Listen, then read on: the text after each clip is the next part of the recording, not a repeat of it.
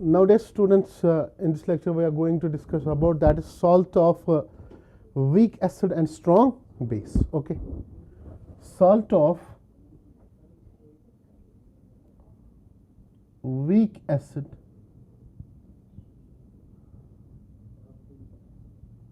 plus strong base. बच्चे पहली बात अगर हम यहाँ पे देखेंगे, ये जो हाइड्रोलाइज्ड सॉल्यूशन बनेगा ये कौन सा होगा? दैट विल बी बेसिक होगा. क्या होगा? बेसिक. द हाइड्रोलाइज्ड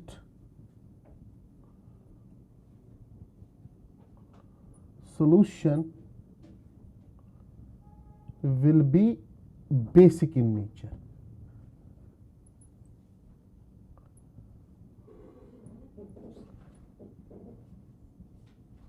क्या होगा? Basic in nature. You know one thing, अगर बेसिक इन नेचर होगा तो कौन सी हाइड्रोलिसिस यहां पे होगी? That is anionic hydrolysis. So याद रखना, एनायनिक हाइड्रोलिसिस यहां पे होगी.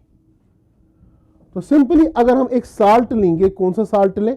दैट इज BA टाइप का साल्ट लें हम. It will get dissociated in water. It gives B positive and A negative. Means जो यहां से आयन आएगा जिसकी हाइड्रोलिसिस होगी वो कौन होगा? A नेगेटिव होगा. क्या होगा? A negative. Means this A negative plus H2O that will reversibly gives AH plus क्या देगा? OH negative. मीन्स इस साल्ट में क्या होगी? OH कंसंट्रेशन बढ़ जाएगी. मीन्स जब OH कंसंट्रेशन बढ़ जाएगी तो सॉल्यूशन क्या बनेगा? यहां पे बेसिक बनेगा. और ये जो AH है ये क्या बनेगा? Weak acid. वीक एसिड होगा ये. क्यों ना हम एक एग्जांपल लेके चलेंगे, एक साल्ट लेंगे जो बना है किससे? वीक एसिड से और स्ट्रॉन्ग बेस से. उसकी हाइड्रोलिसिस करने हम जा रहे हैं यहां पे. ठीक है ना? तो अगर हम एक साल्ट ले जैसे CH3COONA, that is sodium acetate ले. क्या ले? Sodium acetate. You know sodium acetate अगर हम यहां पे ले रहे हैं मीन्स जब हम वाटर में डालेंगे ये कंप्लीटली डिसोसिएट हो जाएगा और डिसॉल्व हो जाएगा. यहां बोलेंगे आयोनाइज होगा, क्योंकि ये क्या देगा? CH3COO नेगेटिव और क्या देगा? यहां पे Na पॉजिटिव. ठीक है ना? Na positive. अब यहां पे अगर हम देखेंगे एक्चुअली ये जो आयन है, ये जो आयन है इसकी रिएक्टिविटी ज्यादा होती है. यही किसके साथ हाइड्रोलिसिस करता है? दैट इज विथ वाटर के साथ हाइड्रोलाइज हो जाता है. Okay, now coming to the point. अगर यहां पे हम देखेंगे हाइड्रोलिसिस के बाद हम क्या हम करेंगे यहां पे. ठीक है ना? तो हाइड्रोलिसिस हो जाएगी यहां पे. दैट इज CH3COO नेगेटिव किसके साथ रिएक्ट हो जाएगा? वाटर के साथ. It will reversibly give CH3COOH plus क्या देगा?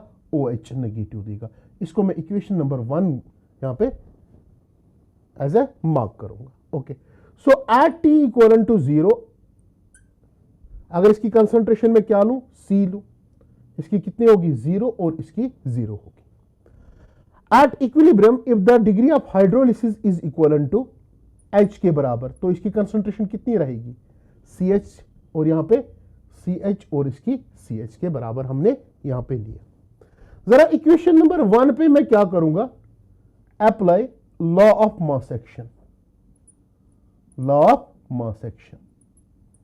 ओके, जब मैं इस पे law of mass action apply करूंगा तो मुझे क्या निकलेगा यहां से? That is hydrolysis constant, that is KH. और वो किसके बराबर होगा? Molar concentration of CH3COOH into OH negative upon that is CH3COO negative. Water का क्यों नहीं लिया मैंने? क्योंकि यहां पे अगर हम देखेंगे उसकी कंसंट्रेशन ऑलमोस्ट क्या रहती है? कांस्टेंट रहती है. और कांस्टेंट जिसकी भी कंसंट्रेशन रहती है उसको हम क्या लेते हैं? यूनिटी. क्या लेते हैं? यूनिटी. तो इट इज इक्वेशन नंबर 2 हम इसको बोलेंगे.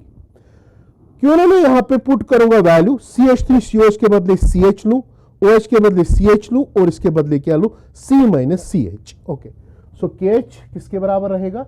That is CH into CH upon C मैं सीधे लिखूंगा आप यहां पे C1 माइनस एच के बराबर होगा। ये और ये कैंसिल हो जाएगा, ये क्या बन जाएगा CH square upon 1 minus H. So KH will be equal to that is CH square into 1 minus H. ये हमारे पास इक्वेशन नंबर 4 आ गई, ठीक है ना। दैट इज इक्वेशन नंबर 4 हमारे पास आ गई। अगर हम यहां पे इस साल्ट की बात करेंगे, apart from this type of an equilibrium which occurs in the reaction, there are other two equilibriums which has already established in this case. One is we have this is weak acid, तो ये भी dissociate हो जाएगा। क्या हो जाएगा? Dissociate हो जाएगा। तो ये देगा CH3COOH, this will reversibly give CH3COO negative, और क्या देगा H positive. Apart from this there is also solvent we use, that is water, and we know that is in a weak electrolyte, and that is also get is ionized or dissociated, and it gives H positive and OH negative.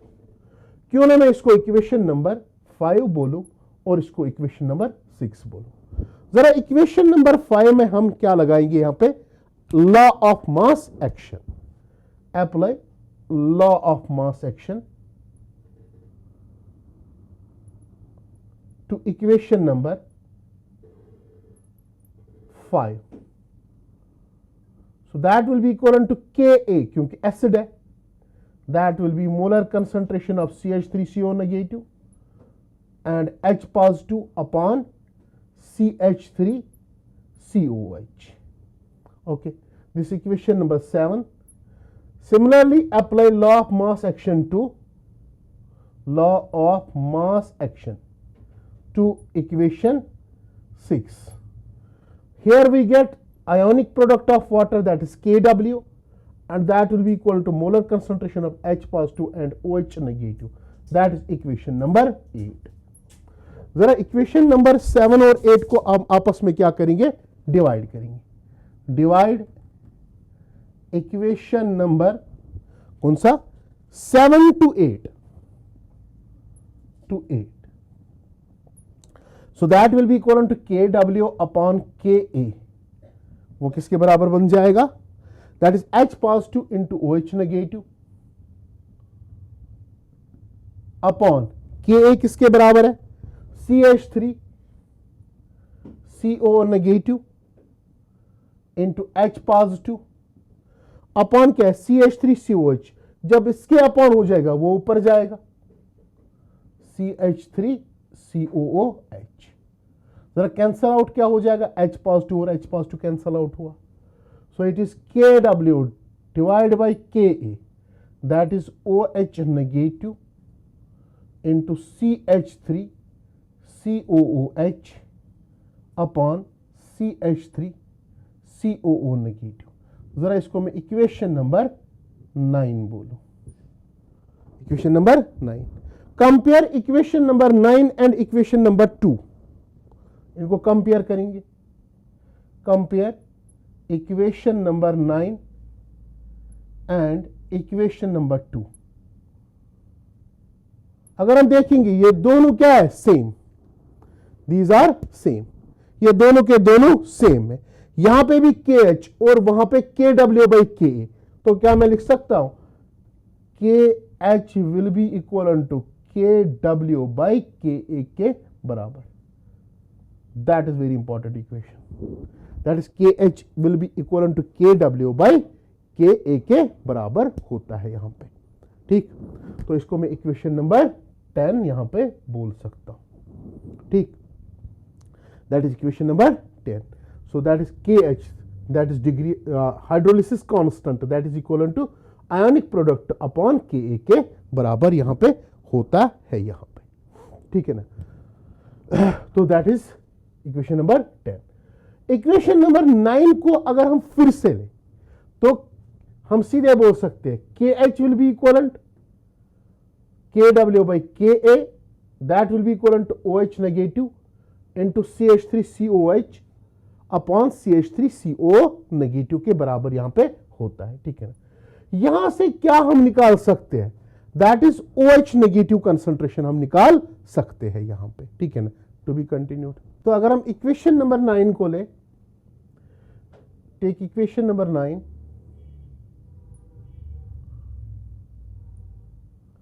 and deduce the value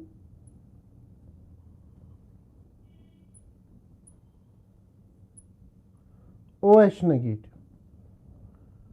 negative ion का हम value निकालेंगे। So OH negative hydroxyl ion concentration that will be equal KW by K into molar concentration of CH3CO negative upon CH3COH।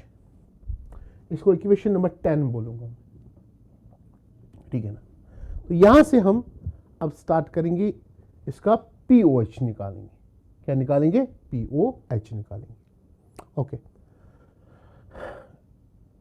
POH निकालने से पहले मैं आपको एक चीज बताऊंगा। यहां पे जो ये CH3CO नेगेटिव है, एक्चुअली ये क्या है? That is concentration of salt, ठीक है ना, कंसंट्रेशन ऑफ साल्ट। और ये जो CH3CO है ये क्या है? एसिड। तो मैं इसको ऐसे भी लिख सकता हूं, it is OH negative that will be equal to KW by KA into salt upon क्या लिखूंगा मैं? एसिड लिखूंगा। Okay, now this equation number 11। Take log on both sides.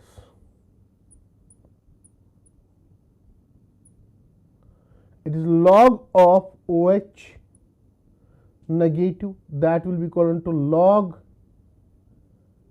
M into N। ये M है, ये N है, मैं सीधे यहां पे करूंगा।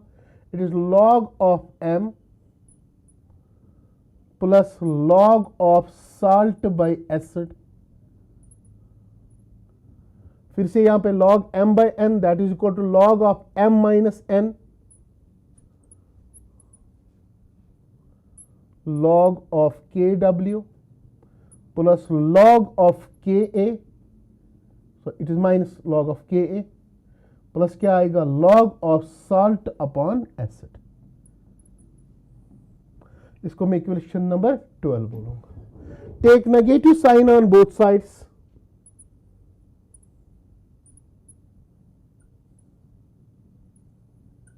It is minus log of OH negative that will be equal to minus log of KW minus ऐसे रखूंगा यहां पे माइनस करके log of KA plus minus minus that is log of salt upon acid minus log of OH negative that is POH minus log of KW that is PKW minus यहां पे log of KA that is PKA minus log of salt upon acid, salt upon acid। निकालना क्या हमें यहां पे? POH, वो निकला यहां पे POH, ठीक है ना। बट अगर इसका pH निकालना होगा, क्या निकालना होगा? pH निकालना होगा, ठीक है ना। How we can calculate pH of this salt? तो यहां पे POH है, मैं PKW को यहां पे लू, PKW को मैं इस साइड पे लू, दैट इज POH, या मैं POH को इस साइड लेके PK और log of salt and acid को लेफ्ट साइड में लू। तो अगर मैं लेफ्ट साइड में ले रहा हूं, ये क्या बनेगा? Plus that is PK plus log of salt upon acid that will be equal to PKW और यहां पे minus POH। this equation number 14। we know pH plus POH किसके बराबर होता है? PKW के बराबर। और pH किसके बराबर होगा? PKW minus POH, ठीक है ना। Put this value in equation number 14। अगर हम सीधे इक्वेशन नंबर 14 में ये पुट करेंगे तो PKW माइनस POH के बदले क्या लिखेंगे? pH।